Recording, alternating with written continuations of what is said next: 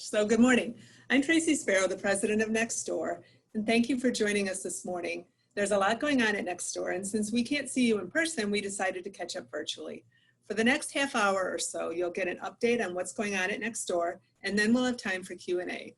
If you have questions, please put them in the Q&A box, and we'll answer them at the end. And if we can't answer them today, we'll get back to you. As most of you know, Nextdoor serves nearly 1,400 children. We have 2 centers, 11 partnership sites, and a home visiting program.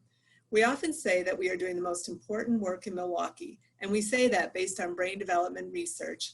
The earliest years of a child's life are critical for setting the foundation for future success. Like everyone else in the world, though, our work changed on March 17th. We closed Nextdoor that day in the interest of the safety of our children and our staff, thinking it would only last a few weeks. But while we were closed, we wanted to be sure our families had everything they needed, and we distributed things like meals, diapers and wipes, formula. Our family advocates stayed connected to families to support them with the challenges they were facing due to COVID-19. We also knew that our children still needed educational support, and we quickly figured out how to do remote learning. Our teachers did a great job learning how to use technology to present lessons and provide educational resources to our families. We sent every family served by Nextdoor, including at our partner sites, a backpack with 90 days worth of educational activities. While we were closed, we planned for our reopening. We deep cleaned our buildings, we modified our facility, and on June 1st, we were ready to reopen to a limited number of students and staff. We believe that it is important for the development of the children we serve for them to be able to attend on site. Remote learning is no substitute for the learning that happens with the guidance of a skilled and caring teacher. We're also concerned about equity and are committed to making sure our children continue to meet their developmental milestones and are prepared for success in school. It was also really important to us to consider how we could support our team and keep everyone engaged over the period of time we were shut down. We are really fortunate that we were able to keep all our staff working over the shutdown. We had regular virtual staff meetings to keep people informed, and we also made sure to continue to express our appreciation to our team as we mailed notes, made phone calls, sent yard signs. We didn't want anyone to feel disconnected. Prior to the pandemic, we budgeted to increase our minimum wage to $15 an hour and added additional benefits like a hardship loan program, tuition prepayment, and student loan paydown. We think that these efforts have paid off. Through August, our turnover rate was just 7%, and we're happy to announce that we were named a best place to work in the Milwaukee Business Journal. So we've been open since June 1, but the way we operate is very different than it was last winter. We're limiting the number of people in our building, no volunteers, and many of our staff continue to work remotely. Our parents drop off their children outside at designated entrances. Everyone who enters our building must complete a health screening and have their temperature taken. Everyone in our buildings must wear a mask, including children over the age of 3. We have hand sanitizer everywhere you look, and our facilities team frequently cleans high-touch surfaces. Our classrooms don't mix, so children are only in contact with a limited number of people each day. So we have a short video to show you to give you a look at what it's like now at Nextdoor. And then after that, our VP of Programs, Myranda Syrjanen, will tell you a little bit more about our reopening.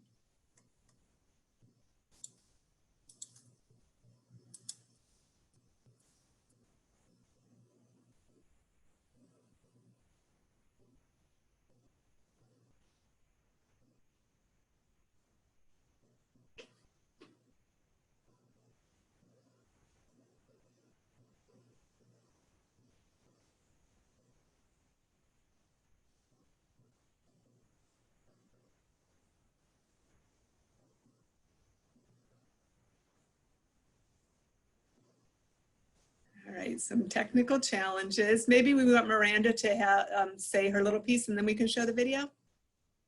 All right, Myranda.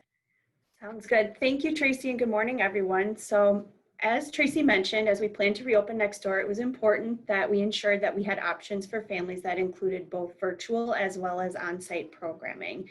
And Tracey mentioned that on-site learning is important to our families for a number of reasons. This is really the best way to support children in meeting their physical, academic, and social emotional milestones. We also know that there's a need for families for childcare, and Nextdoor is a licensed childcare facility in the state of Wisconsin. And because as a licensed facility, we've had the ability to be open during this pandemic, we felt as it was important to do so while following guidance around safety and capacity. Our reopening phases began June 1st with the reopening of a small number of early Head Start and Head Start classrooms on site. In July, we added additional classrooms through a summer camp program for our K-4 students that would be transitioning into K-5 in the fall. Our childcare partnership sites have all reopened since June and have individual plans for serving children on site. And our home-based program is operating 100% virtually and will continue to do so until at least January, if not longer. Over the summer, several work groups met to develop the plans to open additional on-site classrooms for the 2020-21 school year, as well as develop the virtual learning program for families that would be enrolled in that option. The work groups focused on health and safety of our facilities, educational programming, family services, social emotional support for students, staff, and families, and human resources. Our guiding principles were to maintain and support staff to the extent possible and practical, to ensure the safety and wellness of children and staff, to focus on responsive, high-quality learning experiences to prepare children for success in school, to ensure that children and families' needs are met, to innovate and be flexible, and to be careful stewards of our funding sources. So I'm going to pass it back to Christina to see if we're ready to see that video. And then after the video is complete, I will be welcoming Dr. Felicia Saffold, our Director of Education Services, to talk a little bit more about what on-site and virtual learning actually looks like at Nextdoor since the start of the new school year.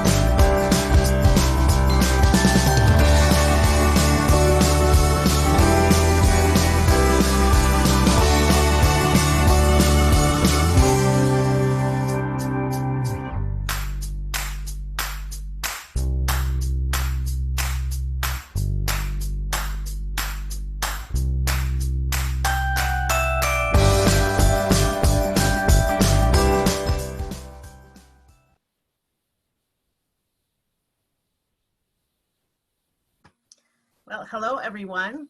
I get to talk about the fun stuff where all the learning happens. As has been mentioned already, like when we had the shutdown, we started a emergency learning plan in a crisis situation, and we did okay with that. We kept learning going, we kept connecting with families. However, I am so glad to talk about the program that we have in place today. This program really is a solid quality learning program. And one of our main goals at Nextdoor is really to be a premier early childhood learning institution. And so all of the things that we've been doing for fall and to prepare for fall will really help us stay true to that goal. In-person learning is really geared towards making sure students are kindergarten ready. And the major piece that we've added is to make sure that our teachers are utilizing and integrating technology in meaningful ways. And so that has really been exciting to see how the teachers really have embraced some of the technology tools to really individualize student learning and to really gauge what students need and to really help students at the level that they're at. And that was a piece that I think has really just made us better. We started thinking about what we could do in person versus virtual. And that piece, integrating technology, is something that we're utilizing in both environments. And so that's been really awesome to see how the teachers are utilizing that technology. The virtual learning has really, it's had its struggles. We have teachers who have not been familiar with some of the technology tools. We have families that have not been familiar with using technology for learning, but the transition has been just amazing.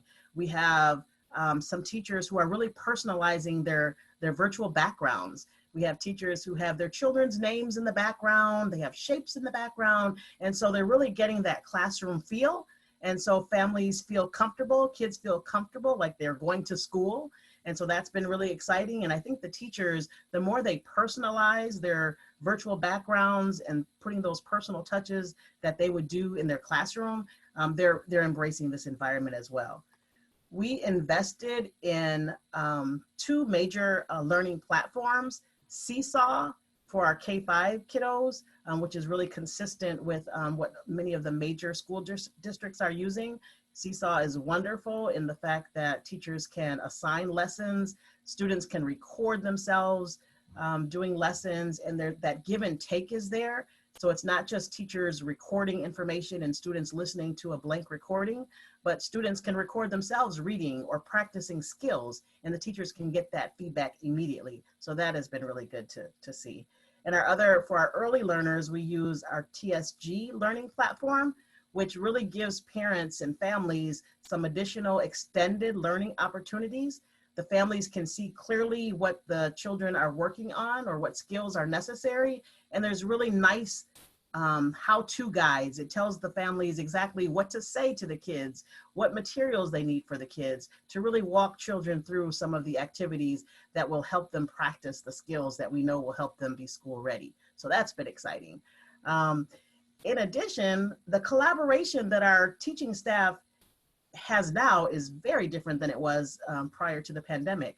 We have our virtual teachers and our in-person teachers collaborating together. And so we're really making sure that the same quality learning that's happening on site is happening virtually. And so that's been really good to see. We have some teachers who come in to teach their virtual lessons. We have a set aside room where they're alone, where there's a smart board, so that they can use that smart board and they can do some of the activities that they would do in the classroom. And so that's been really good to see. I have stories of families, and actually last week, a family came and turned their computer in, like they had it, they couldn't figure it out. And our staff has just been so accommodating. And because some of our staff have had challenges, like it's been easier for them to talk families through it and walk them through it. And so the same mom, that grandmom actually, who turned that iPad in, a staff member walked her through step by step what to do. And she's on board, she loves it, she's excited about it. She didn't know what was possible. And again, this has been a time where people have been much more patient, much more forgiving of what we don't know, and helping people to get where they need to be, and for the benefit of these children. And so that grandma left, and she's like, can I sign up my other kid? You're like, okay, how old is it? Okay, let's stop. So it's just been really fun to see that it just takes a little patience and understanding for people to really get through this new way of learning. And I'll end with this, what's happening as we're thinking about all these new things that we're doing and how students are embracing it and how teachers are embracing it. The last little thing that we want to pilot this year, it's been a long time coming, is that we're going to start we're going to pilot a virtual reality program. And this is going to allow us for our classroom to have no boundaries, where our kids can really explore the world. And so when we're talking about different things in social studies or science, we can take our kids to Egypt and they can see the pyramids, and so that's going to be fascinating. And so we're going to start with a small pilot, and then hopefully extend that to all of our students. We're going to start with the K-5 group, and that is something that I'm really looking forward to. We've talked about doing this for a while because we know our kids will benefit more, and reading skills and everything is better when kids have more of a background knowledge of things. So this virtual reality program will help our kids to expand their horizons. And so we're really excited about that. And so I will turn it over to Nichole Spooner, who will, the Director of Comprehensive Services, and she'll talk to you a little bit about what's happening with health services. Thank you. Thank you, Felicia. So like Felicia said, my name is Nichole Spooner. I am the Director of Comprehensive Services. And so I know that's a really vague term, and what that means is that that is our health services, our mental health services, and our disability services all wrapped in one. And so I help oversee those departments and really helping our children get some of the social emotional skills that they need. So what I wanted to talk to you about today is a little bit of what we're doing to support our children with the additional stresses of COVID, what we've seen in the last 6 months, and what we're anticipating to see in the next 6 months. And so just like COVID brings us lots of unknowns and surprises, we had to spend a lot of our time as we were thinking through things on what is our assumptions? What do we think the children will come back to us like? What maybe they have been going through. So as we thought about those stresses of COVID, our health thought, our children might need some more health education, some curriculum surrounding, mask education, washing hands. What does COVID social distancing mean? So we targeted some health curriculum. We piloted it in the summer for our K4 and K5 children coming back. And now we are doing that again for our older children. As far as our mental health, we, again, a lot of assumptions of possible separation anxiety for our early Head Start kids and our older kids. They've been home for so long, and so we anticipated some anxiety coming back. We thought there will probably be some behavioral issues, maybe around mask wearing, maybe around all the family stressors that the families have been under while we've been through this pandemic. So we thought maybe income decline, job loss, possibly caregiving burdens, illness. So we really want to be mindful of that, connection. There's strong links of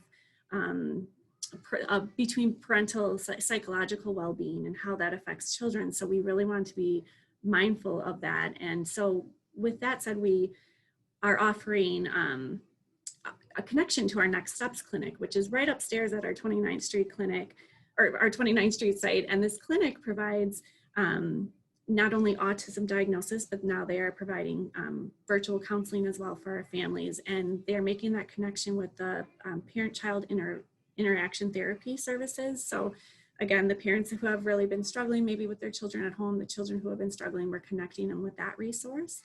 And then we are also providing virtual counseling for children through our Aurora partnership program. So that, again, that was ongoing through the summer and will continue to be ongoing virtually until, we can get through this and be in person again. As far as disabilities, we really thought, okay, children, especially with special needs, needing that special education, usually benefit more from face-to-face. And so we really thought as children come back, there might be some regression from children that had to receive virtual services during this time. So again, virtual services are great, but face-to-face is always better, especially with occupational therapy, speech therapy, things of that nature. So we unfortunately have seen a little bit of that. What we are doing to help offset some of that is we're pulling the children more one-on-one instead of in groups. So unless their goal requires to be in a group or social interaction, but we're doing one-on-one attention with our children. And then we also purchased some SLP toolkits that is really helpful for our speech services, especially for the children who are remaining virtual. So the other piece, what I would want to speak to is what we've seen in the last 6 months is very much, I would say we came back June 1st on a little bit of a honeymoon. We came back, the kids were really actually excited. We were a little surprised. We're like, wow, they just walked in kind of just like, oh yeah, I remember this place. And they were great. There was lower classroom sizes. I do think, those protective factors, having a supportive caregiver, things of that nature, those all take, variable to how kids have been doing. And so they came back. We didn't see much behavioral needs. But with the increase of children coming on board and with our older ones who are probably a little understanding, a little bit more, seeing a little bit more, we have noticed an increase in behavioral needs. So I would say most of them have done fairly well. And the ones that we're struggling we're seeing, unfortunately, as trend that they're struggling more. So we're really trying to get our collaboration with our positive behavior intervention specialists, our teaching teams, and really trying to get a plan going for those children. In the next 6 months, again, we anticipate that we will see a little bit more of this with the stressors that we're seeing within our community of racial unrest, parents having to choose between virtual learning and working and whatnot. It's just a little different than it was when we all shut down. So we're anticipating a little bit of increase in some mental health needs. And so we'll be providing informal support groups for families and for and trainings for families around mental health and whatnot. So that is what I have. That's what's been happening over here in Comprehensive Services. So at this point, I will pass it on to Melissa Brockie to give an update on all the family services. Good morning, everybody. As Nichole said, my name is Melissa. I'm the Director of Family Services. And as Tracey shared briefly, when we transitioned into a closure initially, we really looked at immediate needs. We looked at meals and diapers and making sure our families had the basic needs that they were that they often relied on us for. And just as Felicia said, we sort of shifted from crisis into planning as we moved through the summer and we reopened.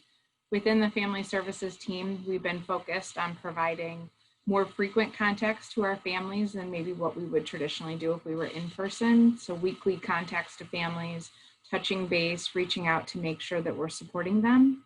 One of the things that we saw over the summer was that families were a little overwhelmed with everything that was happening. And so we shifted a bit into the fall to really recognize that every family has a different need and our engagement needs to meet those needs and support those families. So our team is really working with all of our families this fall on what's the best communication for the family. What do the family needs? Do they want to check in every week? Do they want an email?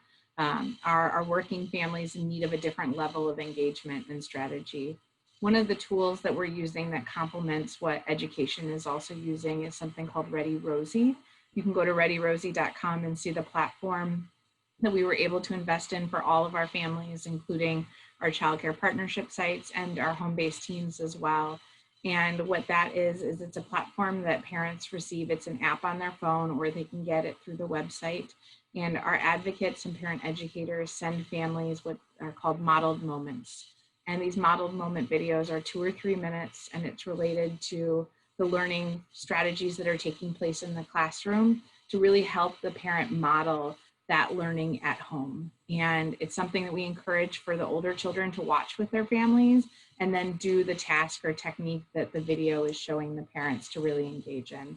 It's been really exciting. I can see the sort of dashboard and it gives me all the feedback. Parents have opportunities to say this video didn't really meet my needs, or I really love this, I like more of this. One of the main videos that has been sent out is how to start reading with your child at all different ages and help parents gain tools on building these skills, which is such an important part of the work that we do here at Nextdoor. Along with that, we have also shifted to a more online format for our family engagement. So we have a link on our website where parents can go to get resources and get connection, as well as to some of the videos that Christina shared that we produced to really give parents a glimpse of what it looks like. We have some families who started this fall who have never been inside of our building before. And so those videos have really helped them understand what our processes are and what it looks like inside of our buildings and the spaces. I was just talking to a parent yesterday about wanting to see her child's classroom. And so we're going to start moving forward to seeing how we can give some personalized support to family who have yet to see what their child's classroom looks like and want some of those pictures to see where their child's learning and give some support to that. We also are doing a newsletter for parents by parents. So we have a board of parents that oversees a number of supports here at Nextdoor called our Policy Council. They just released their first newsletter and it's up on the website. The content was written by the parents and the layout was developed by them as well. It includes some healthy eating habits as well as some introduction to some of the Policy Council members. That's going to be something they do monthly to help communicate with each other in a way that they can't do since they're currently not in the building. I know a number, a number of questions is really what are the needs that we're seeing with our families. I think our team has really said, as Nichole said, we were in a bit of a honeymoon phase, especially for our families who were receiving unemployment, who were receiving that $600 a week. They were making more money than a lot of them made in their typical full-time jobs. And so obviously that has stopped and we're starting to see the impact and concern from our families about financial stability for them long-term. For a lot of the families who were able to get on unemployment quickly, which was not certainly all of our families, that unemployment is ending soon.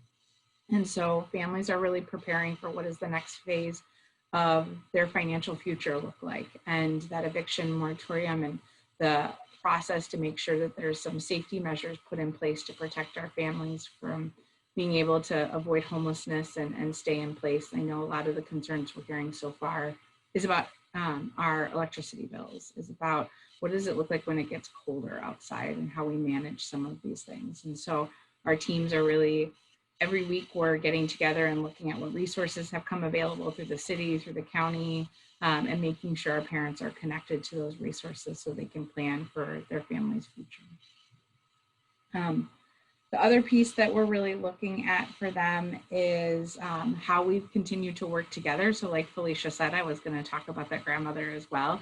I think it really has highlighted how our education and family services and really comp services teams have had to come together in a very different way to strategize and learn and support our families as they're embedding on this virtual learning platform for very young children, and really embrace it and support families on how to engage it. And so I really have seen that it takes a team to work together to get people's buy-in, to get our families to understand that this isn't easy.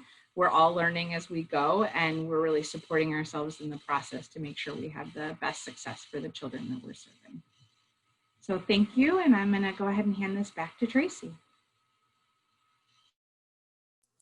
All right, so thank you, Felicia, Myranda, Melissa, and Nichole. I think now we are happy to take any questions, and you can type them in the chat or the Q&A box. And Christina, do we have any questions yet?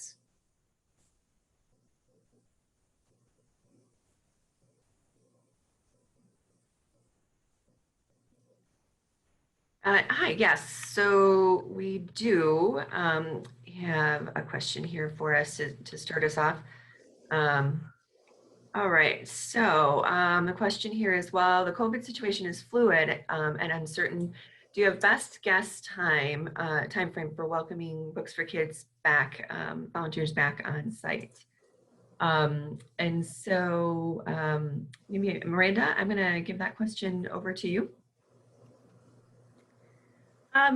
We do not have an anticipated timeframe just yet. Our original plans for this fall with the way we've structured on-site and virtual programming is that we will remain at least through until January with not allowing visitors in the building, and we will be continuing to monitor the spread of the virus within our community as well as within our facility in terms of making the decision of when it will be safe to allow outside visitors, including volunteers, back into the building. So I know that's not a clear answer, but just know that we will be evaluating it over the next few months and make some decisions in January of whether or not we can modify any of our policies that are currently in place.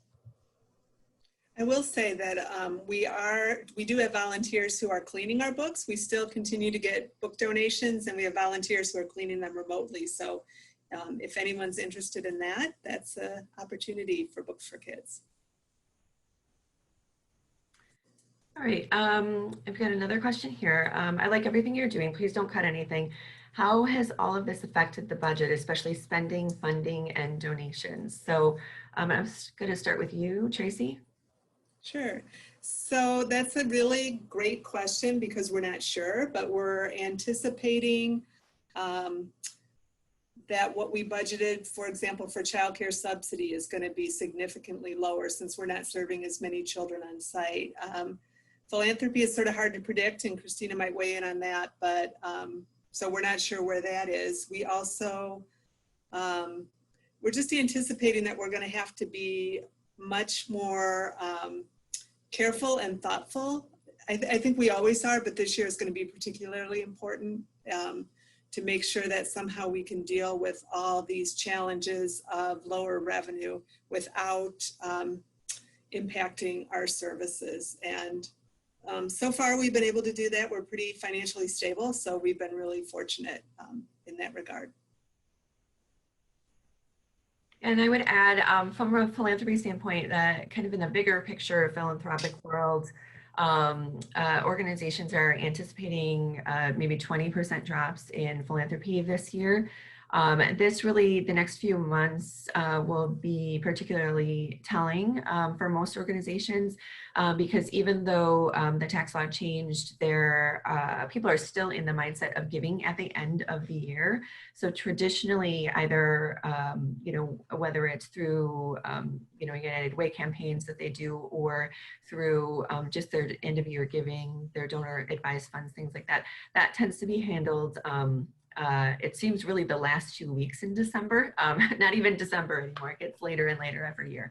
And so I think just for us, communication is a key piece of that puzzle, and just letting our donors know what's going on and how we're engaging with our children and our families through all of this, and what our needs continue to be. So that's part of our work here today, is to share that with all of you. All right, so I'm going to read a couple of comments, and then I know, just wanted to let you know you can put your question in the chat or you can put it in the Q&A. I can see both of those there. So just a note from Jeannie Fensroy, the experiential learning through virtual reality sounds extraordinary, engaging, and fun. This is a great idea, which Ms. Saffold highlighted, will support children's reading comprehension and expand their learning opportunities, albeit virtually. I wish you the most success with the implementation of this initiative. And then we've got another comment here from Danae Davis. I love the learning of the value of working as teams. That's so parent family centered and will bode well for the future. Congratulations. All right, another question. Has your student enrollment remained the same? I recently heard that current kindergartners were being kept home by their parents and not engaging in learning virtually. So I'm going to start with Melissa on this question, but feel free to field it elsewhere too.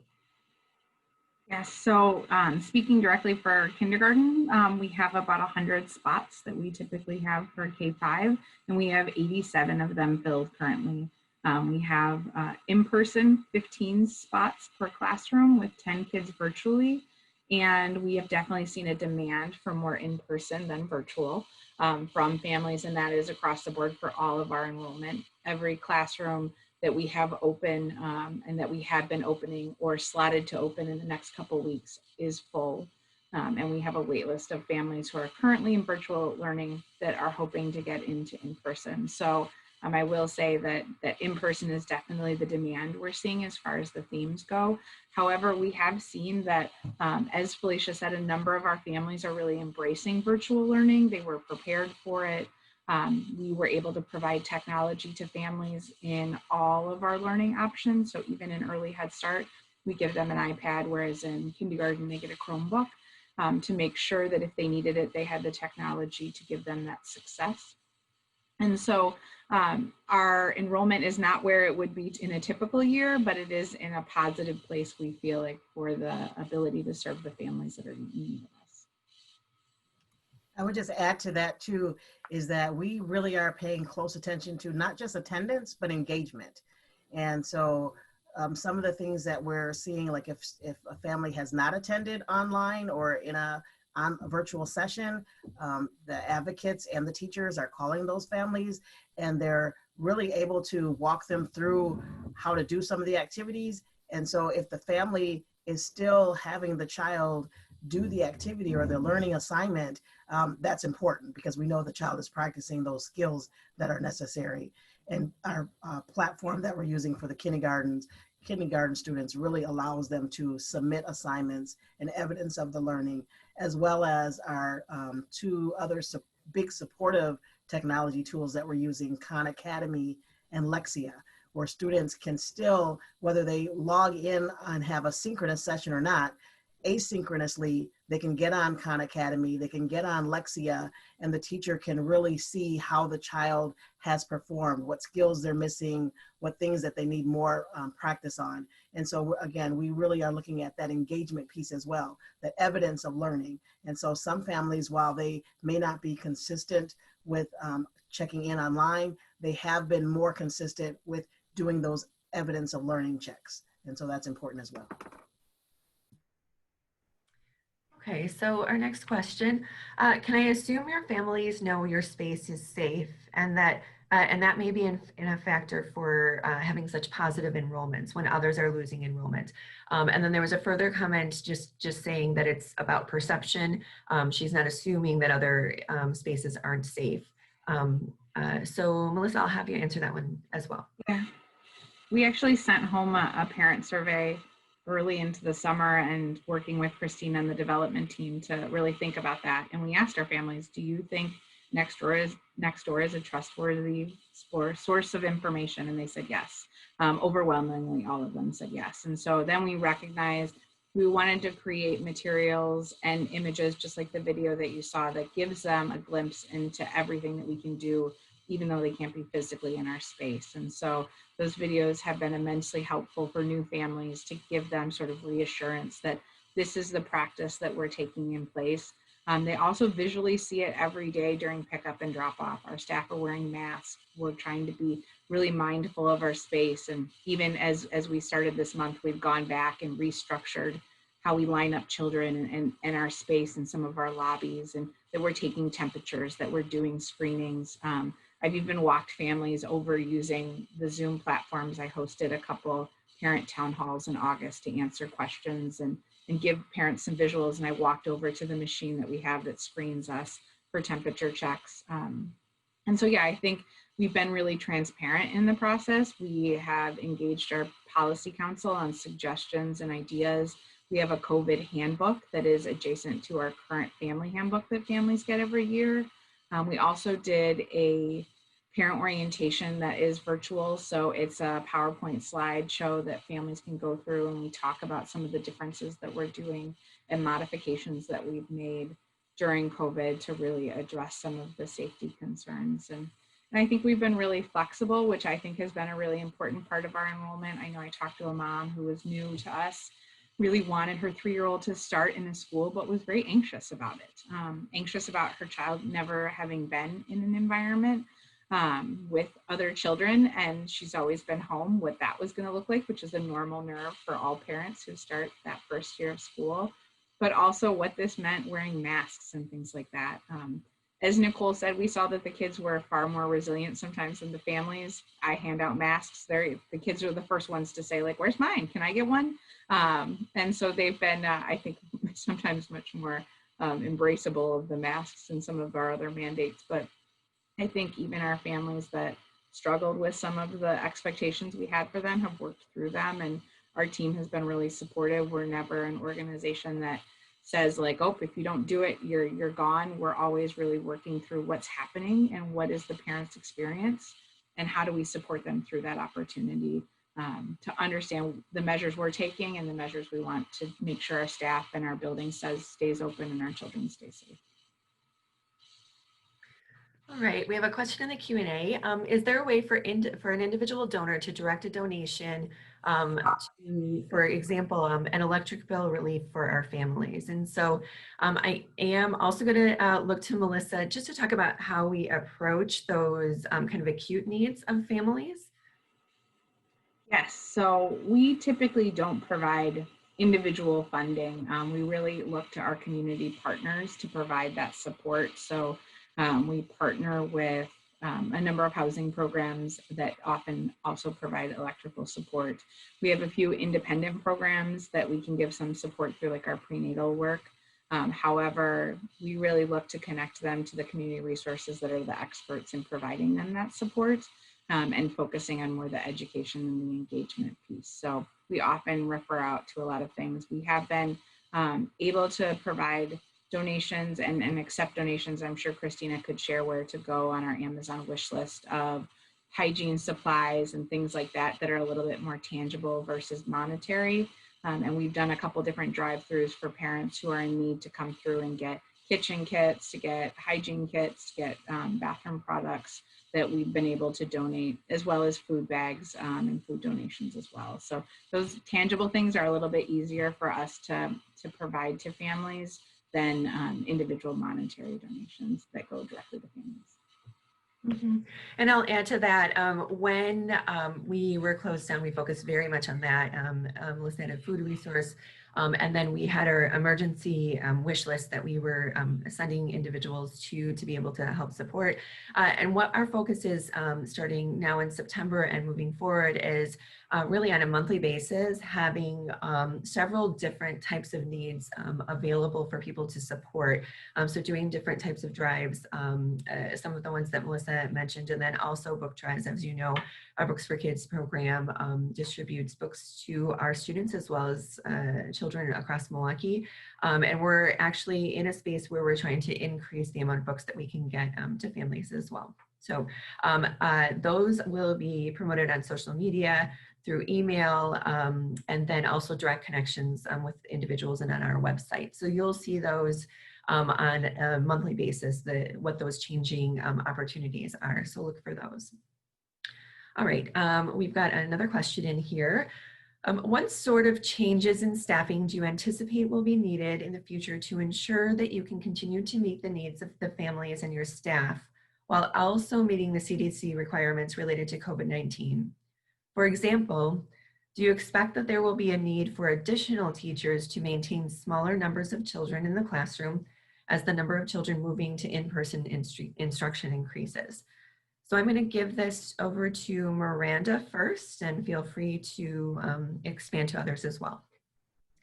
Sure. So yeah, this is a very interesting question. So I guess what I'll say to this is right now we do have a combination of students that are on site and virtual, and therefore we have teachers that are assigned to work solely on site and teachers that are assigned to work solely virtually. So as we can safely increase the numbers, if we were to convert any virtual classrooms back to being on site, we do have other teachers we can transition back to on site work to support that. But really, Nextdoor in general has a very low staff to teacher ratio. And so if we are able to fill all of our teacher positions, we have a substantial number of staff to manage the number of children that we would be serving on site. However, we have been facing a teacher shortage and a challenge with hiring qualified teaching staff for the past 2 school years. And so that's really the barrier that we have when thinking about increasing the numbers, is being able to hire those additional qualified staff. One of the other challenges is just sheer space capacity. So right now, we actually have the vast majority of our classroom spaces open, and we're just keeping the group sizes smaller than we typically would. So in thinking about increasing more on-site student presence, a couple of things that we have to consider are, one, what is the size of the space that we're in terms of the capacity for the number of students that we could have in that classroom space. We have classrooms of varying sizes. So in some cases, we do have large classrooms that as we phase in reopening and adding additional students on sites, we can increase the capacity in those classrooms gradually in some cases to be able to allow for more on-site students. Otherwise, what we would have to do beyond that is really think about other spaces within our facilities that we could utilize as additional classroom space if we really wanted to bring more students on site. So right now, we've really been phasing and monitoring and evaluating as we go to determine when are those right times and the threshold for when we could add additional students. And we've talked about some of that. So for an example, most of our early Head Start classrooms typically had 8 students was the maximum we would ever serve in an on-site classroom. We reopened them with 6 students in those classrooms. In many cases, we're looking into increasing those numbers to 7 or have already increased to 7 students in a classroom, or we'll continue to evaluate when we can do that. For our Head Start classrooms, we have anywhere from 10 to 12 students currently in those rooms and have the capacity to increase some of them if we're able. But what we've really chosen to do is be very thoughtful and careful about how we balance the needs of our families with the safety on site and the needs of staff as well. So we will just continue to monitor and increase that capacity as we're able. But right now we don't anticipating needing to add additional staff. It may just be hiring more staff for the current vacancies that we have to be able to accommodate. Okay, thanks. So I'm just going to share 2 additional comments here, and then I do have another community shout out video to share with you. So one comment here: keep up the great work. As a mother of a middle schooler who is learning entirely remote and a staff member in a fundraising and alumni engagement department at a local college that is primarily virtual, I know how challenging it is to pivot services. It's great to see how creative and innovative that you are all being. And then another comment: I appreciate Nextdoor focusing on both attendance and engagement, the evidence of learning. This is so critical. Thank you for making this important distinction. So, all right, so we do not have any additional questions right now. I am going to send a follow-up email to all of our attendees today. So feel free to follow up with me on any additional questions. And that will have a link over to that website that shares all of the ways that you can help support Nextdoor. And that will be changing on a regular basis. So we'll get that out to you today, but we'll also share more in the future. So right now, we're gonna flip over here.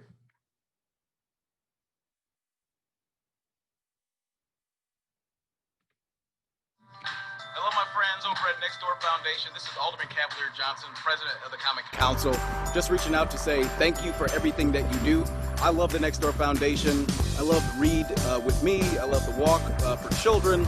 I love the fact that Children's Hospital is present so that kids in Milwaukee can get the services that they need. You guys are the ones that make all that happen. So I just wanted to send over a word of encouragement and say thank you for all that you do. Hi, I'm Rebecca Pride. I'm the Early Literacy Coach for the Literacy Lab's Leading Men Fellowship.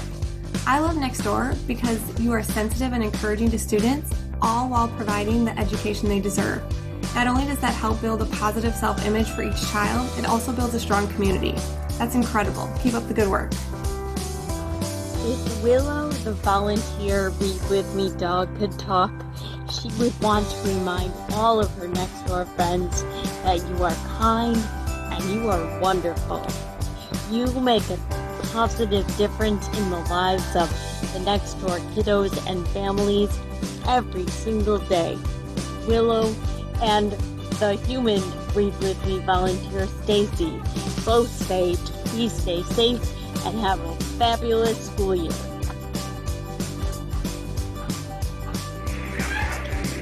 Hello Nextdoor, this is Dan Sissel. I am Vice Chair of your Board of Directors, and I wanted to say thank you for all that you're doing during these challenging times and let you know that you're making a huge difference in the lives of these kids and their families, and let you know that I am very, very proud to be associated with an organization that is making the kind of difference that Nextdoor is making. Keep up the great work. Please stay safe, and God bless.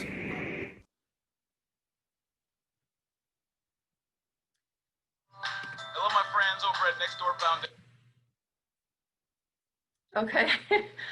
I'm just going to share, there was one more question that came up in the Q&A, and that was whether or not we were going to be doing our holiday gift giving drive as we do every year. And the answer is yes, we are doing that. And so I will, Heidi, I'll connect you directly with Martina because I know she's been reaching out to folks who have done it in the past. So I'll make sure that you get directly connected with Martina, who's managing that program. So Tracey, any last comments or words you want to share with everyone? I don't think so, other than thank you all for taking the time to learn about what we're doing and for your support over the years. We really appreciate it. All right, thanks for joining us today. Have a great afternoon.